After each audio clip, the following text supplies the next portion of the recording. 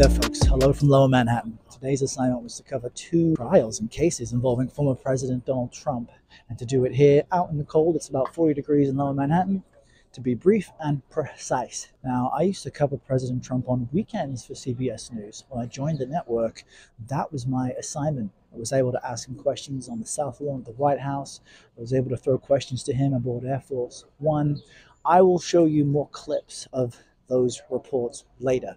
Today, though, is about a hush money payment he allegedly gave to a pornographic actress before the 2016 election.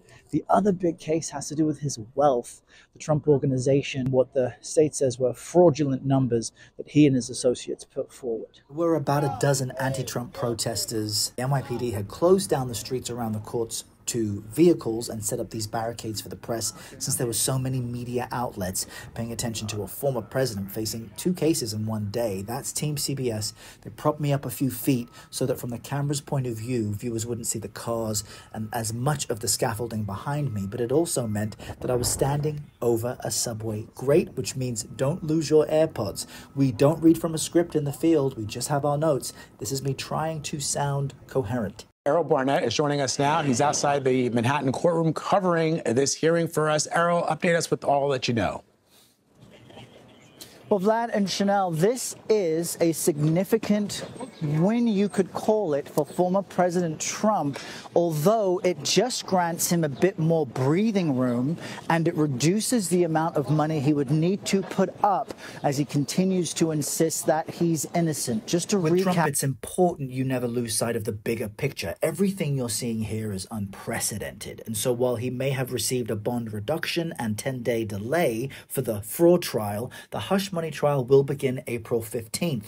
And Trump likes to say the motivations behind these cases are all political, but for some of them you can trace the origins to before his presidency. Take a look at this report from just a few weeks before the 2016 election and a few weeks after the Access Hollywood tapes were released. Here's a quick look.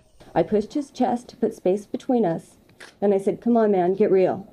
He repeated my words back to me, "Get real," as he began thrusting his genitals.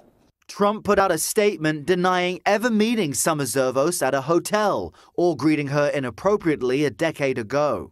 Donald Trump has asserted that all of these recent unsubstantiated allegations are categorically false, and I do believe. Mike Pence now says he won't endorse Trump for the presidency. Now, Michael Cohen pleaded guilty to his role in the hush money payment way back in 2018 and 2019. Trump then said he wanted a pardon for it.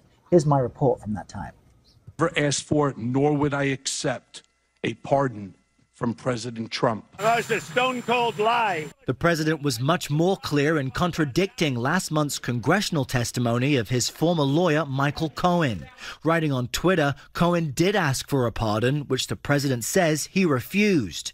Cohen called that another set of lies. I would continue to cooperate to the fullest extent of my capabilities. Before heading to jail in May to serve his 3-year sentence for lying about hush money payments to alleged Trump mistresses, Cohen is providing Congress with evidence of potential crimes involving the president. Context is always key. And it's just Monday. I'll have more as things happen and develop. Thanks for checking me out.